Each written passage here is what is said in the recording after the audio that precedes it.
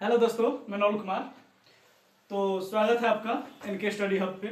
आज हम लोग एक नया सीरीज जो कि 2026 में जो बच्चे एग्जाम देने वाले हैं उसको ध्यान में रखते हुए हम संस्कृत का सीरीज शुरू कर रहे हैं। संस्कृत का 14 का चैप्टर है। जितना ऑब्जेक्टिव आपका पूछेगा 100 को पूछता है, 50 को बनाना होता है। हम पूरा कोशिश करेंगे कि आपके 50 में 40-45 क्वेश्चन हमारे वीडियो से ही रहे। 14 का वीडियो आएगा, हर चैप्टर का वन शॉट वीडियो आपको मिलेगा, ठीक है ना। तो पूरा वीडियो लास्ट तक जरूर देखिएगा, आपसे रिक्वेस्ट है।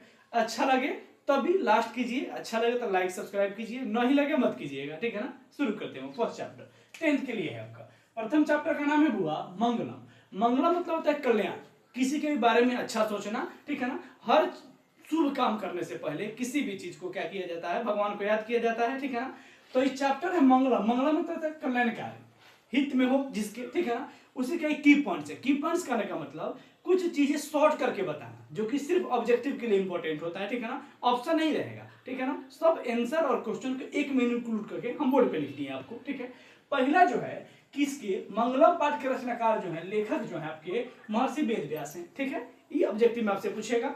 उसके बाद दूसरा है कि उपनिषद की कुल संख्या कितना होता है। 108 उपनिषद होते हैं, वेद 4 होते हैं, ठीक है ना। उसके बाद पुराण 18 होते हैं आपके, महाकाव्य 2 होते हैं, ठीक है। अब देखिएगा अगला जो है पूछता है उपनिषद शब्द का अर्थ क्या है। उपनिषद, उप माने होता है नजदीक, निषद माने होता है ज्ञान लेना। यानी किसके समय, पौराणिक समय में, यानी कि वैदिक काल में। उस समय क्या होता था कि गुरु के समीप बैठकर जो ज्ञान प्राप्त किया गया उसको एक किताब के फॉर्म में उत्पन्न किया गया, लिखा गया, उसको हम क्या बोलते हैं, उपनिषद बोलते हैं। जिसकी संख्या कितनी होती है, 108 होती है। इसको लिख लीजिएगा, स्क्रीनशॉट आप ले सकते हैं, ठीक है ना। अगला जो क्वेश्चन आपसे पूछा है कि उपनिषद किस दर्शन के सिद्धांत पर काम करता है, दर्शन शास्त्र, ठीक है ना। उपनिषद दर्शन शास्त्र का सिद्धांत पूछेगा, उपनिषद किस सिद्धांत पर कार्य करता है। ऑप्शन में लिखा रहेगा दर्शन शास्त्र, काव्य शास्त्र, छंद शास्त्र। आपको ऑप्शन में दिखेगा दर्शन शास्त्र, वो हो जाएगा उसका आंसर, ठीक है ना। अगला देखते हैं।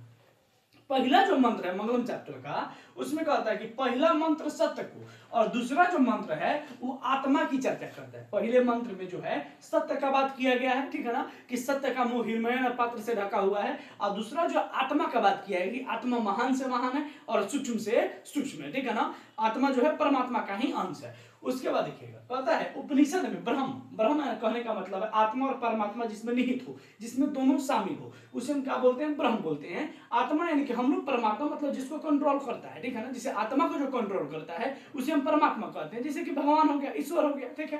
कहता है कि उपनिषद में ब्रह्म यानी कि आत्मा और परमात्मा की चर्चा किया गया है। अगला जो है कि मंगलम पाठ के जो मंत्र है वो पदात्मक है। दो शब्द आता है संस्कृत और हिंदी में, एक आता है पद और एक आता है गद। पद कहीं भी लिखा रहे, पद माने होता है वो कविता के फॉर्म में रहेगा वो, ठीक है ना, श्लोक के रूप में रहेगा। कविता या श्लोक के रूप में रहेगा, ठीक है। और एक आता है गद। गद माने होता है कहानी। कहानी अब कुछ भी हो सकता है, यात्रा वृत्तांत हो सकता है, किसी का जीवनी हो सकता है। तो इसको ध्यान में रखिएगा, पद और गद, पदात्मक और गदात्मक। तो ये जो है मंगलम, ये तो कहानी नहीं है, ये कविता है। कविता यानी श्लोक के रूप में, इसलिए ये जो है आपके पदात्मक रूप में लिखा होता है।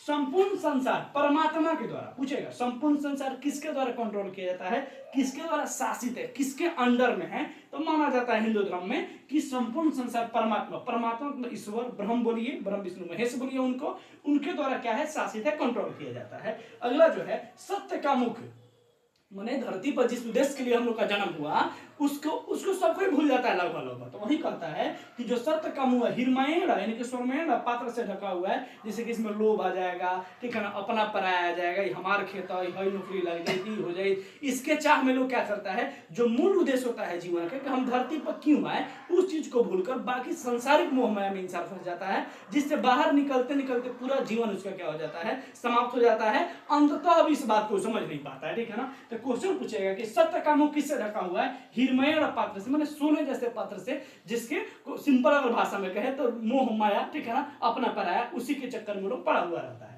अगला जो है कि आत्मा क्या है, सूक्ष्म से सूक्ष्म यानी कि छोटा से छोटा है। आत्मा को कोई देख नहीं सकता है। कितना भी रिसर्च हुआ, कोई भी देश रिसर्च किया कि हमने आत्मा को देख लिया, कि गांव में लोग कहता भी आत्मा आंख पड़े निकल गया, आत्मा मुंह पड़े निकल गया, पेट पड़े निकल गया, ठीक है ना। इस तरह की चीजें लोग अंधविश्वास में पड़ा हुआ रहता है, लेकिन आत्मा कोई देख नहीं सकता है। अणु से भी छोटा होता है, केमिस्ट्री का शब्द है अणु। अणु मतलब जिसे नग्न आंखों से देखा नहीं जा सकता है, ठीक है ना। आगे देखिएगा, कहता है आत्मा महान से महान है। आत्मा जो है महान से महान हो, आत्मा हमारा हो किसी सूक्ष्म जीव का हो, किसी कीड़े मकोड़े का हो, सबके आत्मा का महत्व उतना ही है, ठीक है ना। इन्हें कि हमारा आत्मा बढ़िया है, उनका आत्मा खराब है, ऐसा नहीं है। आत्मा परमात्मा का ही अंश है, सबके आत्मा ठीक होते हैं, सबके कर्म अपने अपने ऊपर डिपेंड करते हैं कि किसका कर्म अच्छा है, किसका कर्म बुरा है, ठीक है ना। कहता है कि आत्मा महान से महान है, मरने के बाद परमात्मा में विलीन हो जाता है। उसके बाद है आत्मा किसका अंश है, परमात्मा, परमात्मा यानी कि ईश्वर का अंश है, ईश्वर से ही निकलता है, ठीक है। उसके बाद कुछ क्वेश्चन है, जैसे पूछ देता है वेदों की कुल संख्या कितनी होती है, 4 होती है,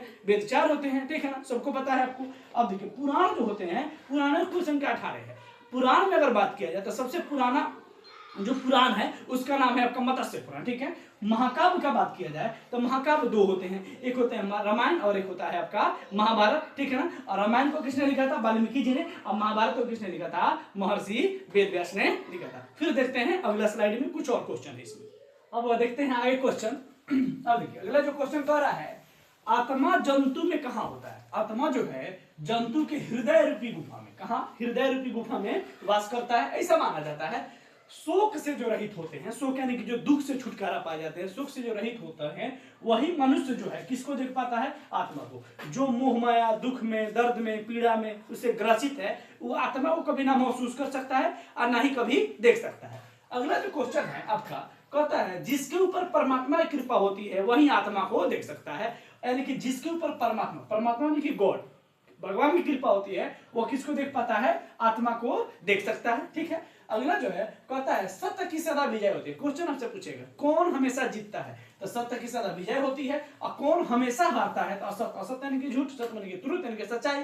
उसके कहता है सत्य से देवलोक का मार्ग प्रशस्त होता है। देवलोक मतलब इंद्रलोक यानी कि भगवान से मिलने का मार्ग जो होता है प्रशस्त होता है। जो सही बोलता है ऐसा माना जाता है कि उनको स्वर्ग की प्राप्ति होती है, ठीक है ना। अगला कहता है कि नदियां नाम और रूप छोड़कर कहां मिलती है, समुद्र में। एक क्वेश्चन पूछता है कि नदियां अपना नाम और रूप छोड़कर किसे मिलती है, समुद्र में। जिस प्रकार आत्मा अपना नाम रूप स्वभाव सब चीज छोड़कर किसमें मिल जाता है, परमात्मा में। जब तक आत्मा परमात्मा से नहीं मिला है तब तक उसका नाम है, ओहदा है, जॉब है, मान प्रतिष्ठा है, सब चीज है, ठीक है ना। लेकिन मरने के बाद कोई वैल्यू नहीं रहता उस आत्मा का। ऐसा नहीं कि मरने के बाद कोई आईएएस का आत्मा है तो उसको अच्छा ट्रीटमेंट मिलेगा जाने के बाद कि इसका आत्मा तो नहीं क्या है, सुपीरियर है, और कोई किसान मर गया उसका आत्मा क्या है, सुपीरियर नहीं है, ऐसा कुछ नहीं होता है। सब आत्मा परमात्मा से ही जाकर विलीन होते हैं, ठीक है ना। अपना नाम रूप जो भी है आपका छोड़कर, घर द्वार जो धन संपत्ति है, रिश्तेदारी सब छोड़कर किसमें मिलते हैं, परमात्मा में मिल जाते हैं। अगला कहता है कि विद्वान नाम रूपी भक्ति कर विमुक्त हो जाता है, अर्थात परमात्मा से मिल जाता है, ऐसा माना जाता है। कलयुग का जब शुरुआत हुआ तब क्या कहे, भगवान राम कहते हैं कि कोई भी अगर हमारा सिर्फ नाम लेगा उससे उसको क्या मिल जाएगा, स्वर्ग की प्राप्ति हो जाएगा, वो क्या होगा, भवसागर से पार कर जाएगा, ठीक है ना। कहता है कि वेद को जानने वाले पुरुष क्या होते हैं, महान। जो वेद को जानते हैं, चारों वेदों को जो जानते हैं, वेदों की संख्या कितनी होती है, 4 अभी हमने बताया है, ठीक है ना। तो जो वेद को जानते हैं वो ऐसे पुरुष क्या होते हैं, महान होते हैं, उनको विद्वान माना जाता है, समझा जाता है। जो पुरुष परमात्मा को जान लेता है, यानी कि जो पुरुष भगवान को जान लेता है, ईश्वर को जान लेता है, वो मृत्यु को पार कर जाता है। मृत्यु को पार करने का मतलब है जन्म मरण के मुक्ति से क्या हो जाना, मुक्त हो जाना। मतलब जो बार बार जन्म होता है, बार बार इंसान मरता है, उसके चक्र से अगर आप मुक्त हो जाते हैं तो ऐसा माना जाता है कि आपका जो आत्मा है वो हमेशा के लिए क्या हो गया, परमात्मा में विलीन होगा, दोबारा आपका जन्म इस धरती पे नहीं होगा, देखना।